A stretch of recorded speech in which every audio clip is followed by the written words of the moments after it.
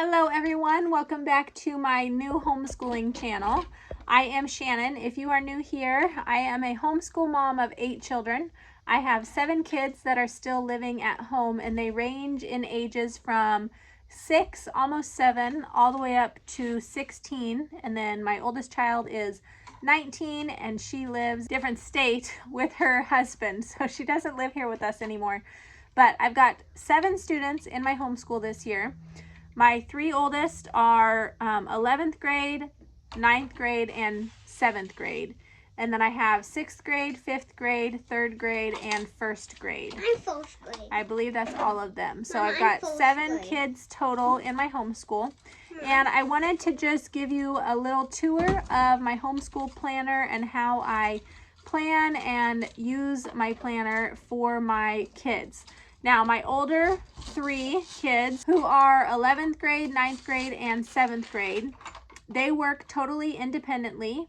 They have their stack of books, they know what is expected of them, and they work on their own. Of course, I help them when they need that, but they have their own little to-do list, and they know what they're supposed to accomplish. So really, my planner is only for my 6th grade, 5th grade, 3rd grade, and 1st grader.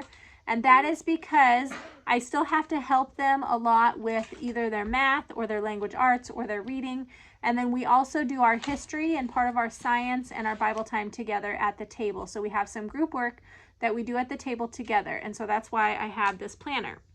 I also try to write things in this planner that we have going on during the week so that I know when we're going to have a short day of school, or when we have guests visiting, or when I know I need to start a meal earlier in the day, or when we have co-op and things that need to be accomplished for our co-op and all of that. So just thought I would show you how I use this planner and the way that I organize it. This is the planner that I chose for this year to use. It is just a basic planner from Walmart. It is not anything special. I think it cost me $10. I have spent money on fancy special homeschool planners in the past, and I end up not using them to their full potential because I'm just not really a planner person. I do need to have something that can stay here in my spot in our schoolroom that I can keep track and make sure I get everybody's time in during our morning. But this is just a basic planner. This planner goes from April through June, so April 2025 to June 2026. I skipped the months that I didn't use.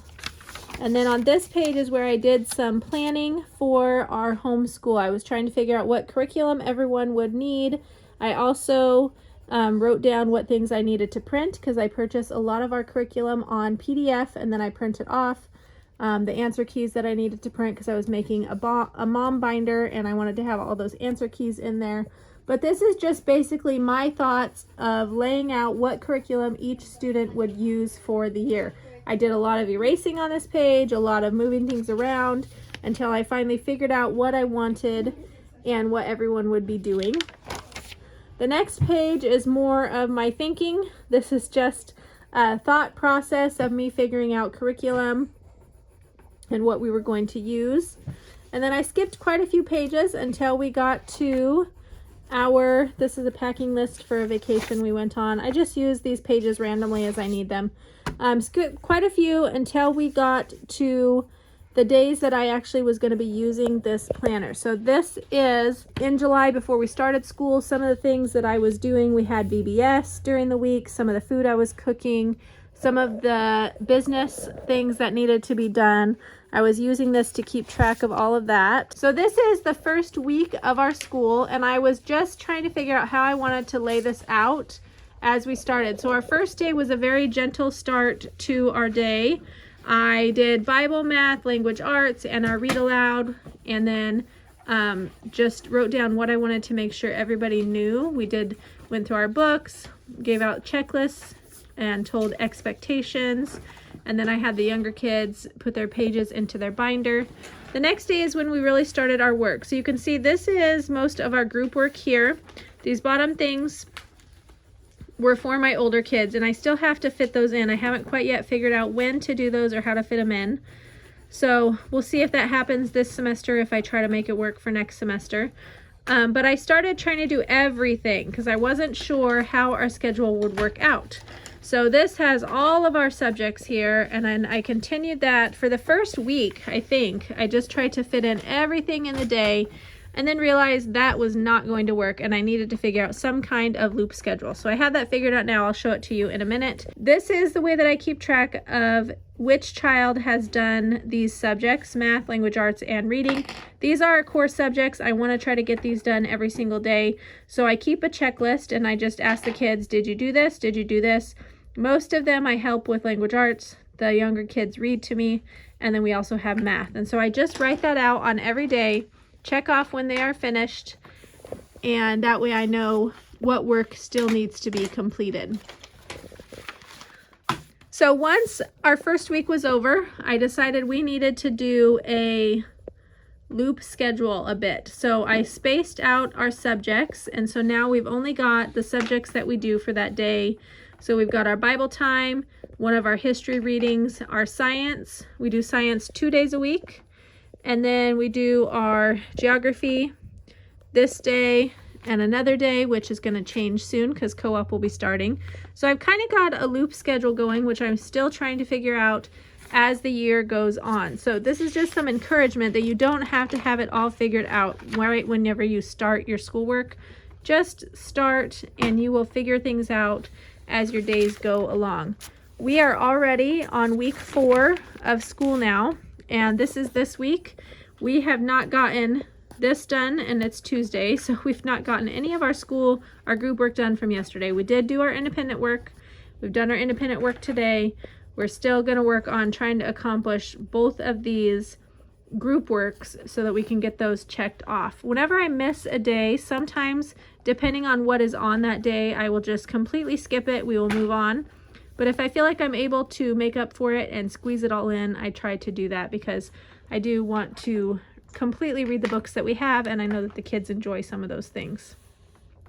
So this does require me sitting down, taking some time to plan out every subject that we're doing, write down the pages that we're doing, and then that way I have it all planned out. I did this for about 6 weeks worth of schooling, and that way I don't have to worry about it for a little while. But I don't like to do the entire year at once, because when I do that, we end up with missing days, or someone gets sick, or we're not able to complete everything, and then I have to erase and rejuggle my schedule. So I try to do about 6 weeks at a time, and then I refill in after that for what we missed or what we need to make up for.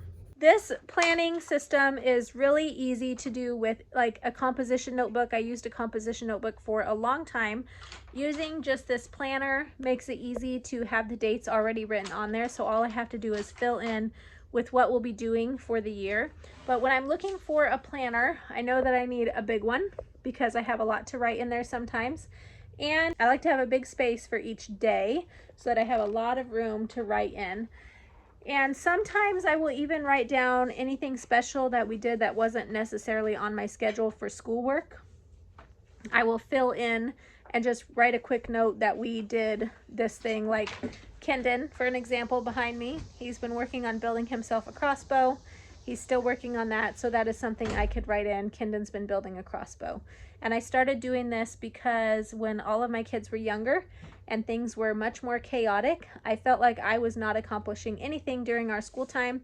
So a friend had recommended to me to keep a mom book, which is a mom brain book, which is just a notebook where I would write down every single day the things that we did that day.